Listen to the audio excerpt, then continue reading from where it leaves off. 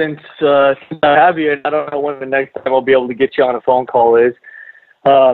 I'm 27 years old. I'm a gentleman. I consider myself, I'm constantly trying to learn, and, I'm a huge fan of the podcast, and I can't express my gratitude enough for everything that you do for myself and everybody else. I'm somebody that generally struggles with finding, my purpose, and I don't want to go square peg round hole as far as trying to force myself down a walk of life that, maybe isn't exactly fit for me. Was there a time that you felt that you were particularly stagnant and maybe you weren't fitting in where you thought you should have? And was there something that maybe helped you get over that? I've had that feeling at many points in my life. So the first thing I would say is that it is a normal experience. And in fact, at your exact age, I was having that feeling. 27, I would have been in the process of traveling, trying to figure out what I was going to do next. So I would have been bouncing from place to place, living on the cheap, whether it was Ireland or Berlin or any number of other places, wondering what the hell am I going to do with my life? So I was at the exact same point in some respects that you are, it sounds like, from what you're describing. So the first thing I would say is don't panic. Don't view it as a personal flaw, a defect. Don't think that you are somehow uniquely unfocused and that the universe of 27-year-olds outside of yourself has this figured out, because that's generally not the case. And I've had that feeling at multiple points, and I expect it to come up.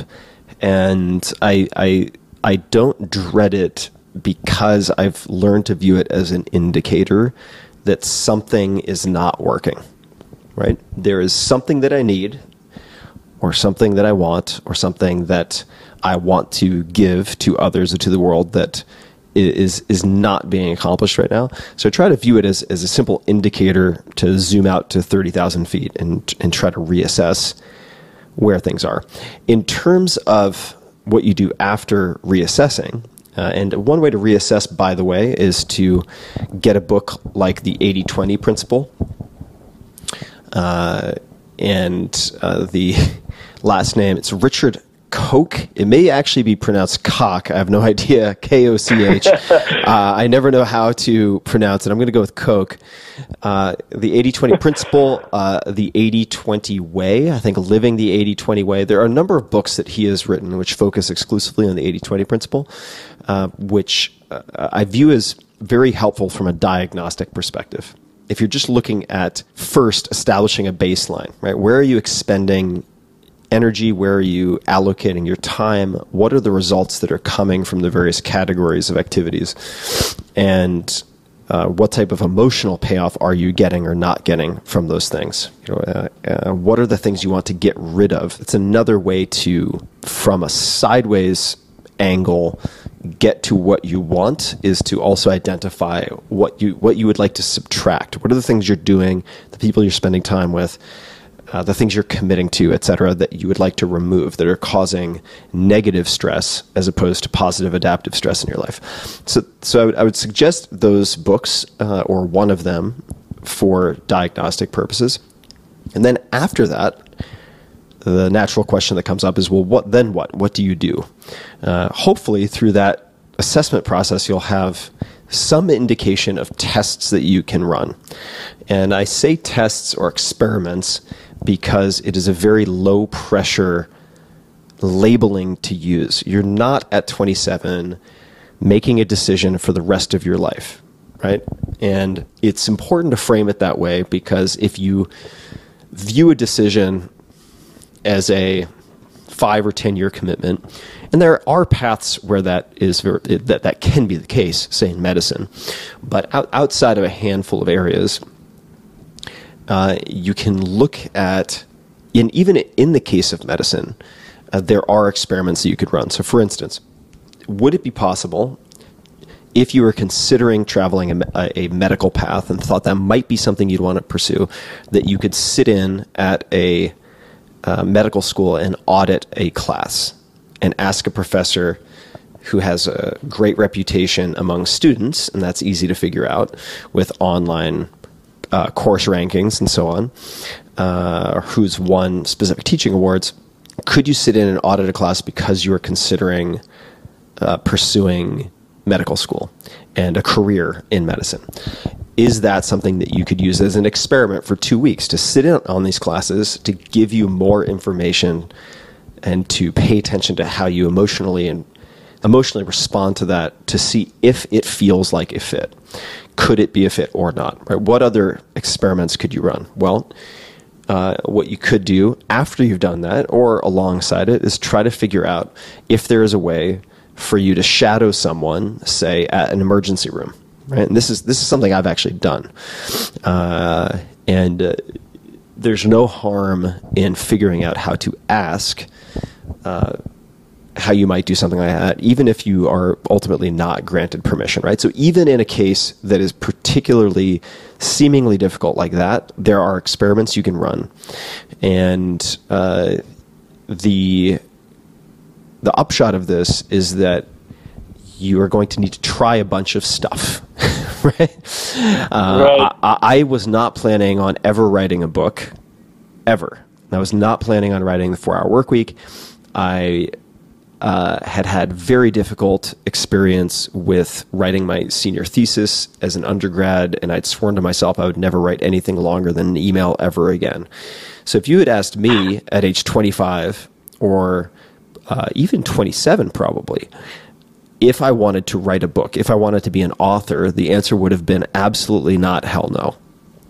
But in the process, and I did this accidentally, but you can do it by design, in the process of teaching classes related to entrepreneurship and getting a very strong response from students who are undergrads and master's students from certain aspects of my talks, I began to think it could make sense to give a separate guest lecture.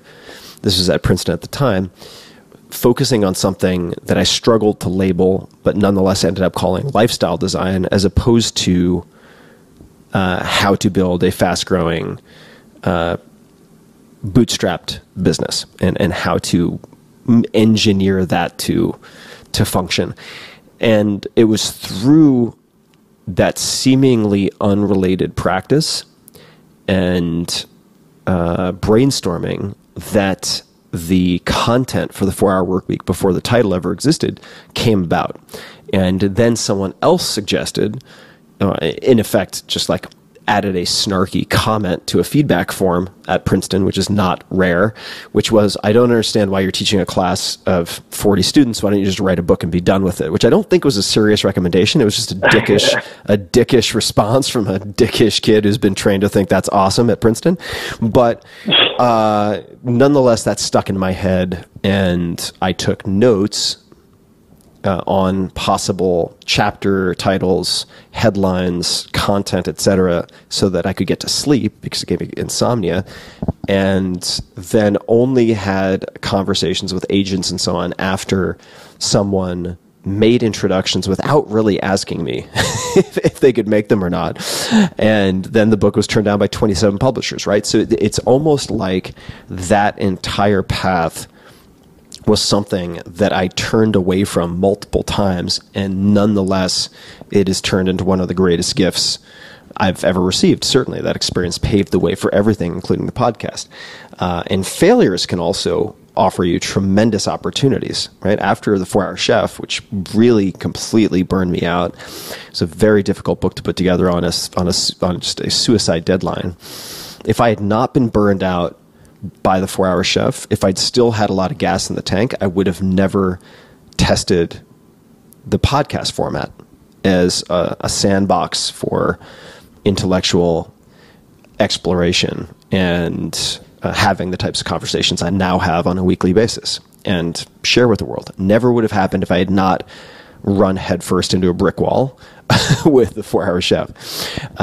So number one, just in review, because I want to make sure that try to summarize this and then have a chance to call some other folks. Number one, if you're having these feelings of being unfocused or not sure what to do with the rest of your life, that is normal. And in fact, the majority of the world is having that type of feeling at least a few times a year. So number one, don't freak out because it's normal. And number two is do an assessment. You really need to understand where you are and what your baseline is before you can make any type of plans or draw up possible experiments for finding the things that you feel you lack. That would be the 80-20 principle, at least as one option that I think is particularly effective.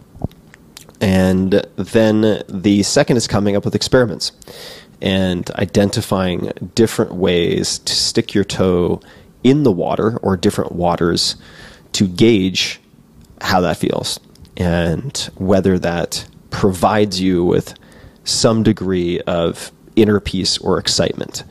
And I do think that those are two pretty good litmus tests for a lot of the decisions that you might make in life. You know, does it excite you? And are you excited to talk to other people about it? And which are separate. You don't have to check both of those boxes. And then, you know, how excited are you or peaceful are you when you wake up in the morning, and how easily do you go to sleep?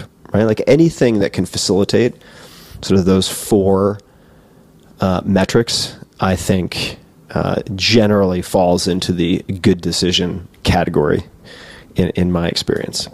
But you don't have to figure it out for the rest of your life, and I think it's highly likely that you will at 27, particularly given the rate of technological change and new industries that will be created, will in fact have multiple careers throughout your life. And you don't have to figure out which one to stick with, because I think that might in fact be a losing strategy for most people. You want to develop skills and relationships that transcend any one narrow area of specialty. Unless you're, some type of like nanoparticle physicist who's committed to really specializing, that's fine too. But from the sound of what you're describing, I would say experimentation, experiment. Does that help at all? Yes, Tim, that was extremely helpful, and I've been taking notes here as I've learned is the right way to do things, and I appreciate your thorough answer. It never does disappoint. My pleasure. I'm just trying to make something up that sounds believable. So I'm glad it. if it can aid you in any way, that is genuinely though how I've approached things, with very rare deviation for the last, say, certainly the last decade, and I would say even a little bit longer. So I'm going to let you get back to your day, but thanks for lending an ear, and thanks for filling out the form.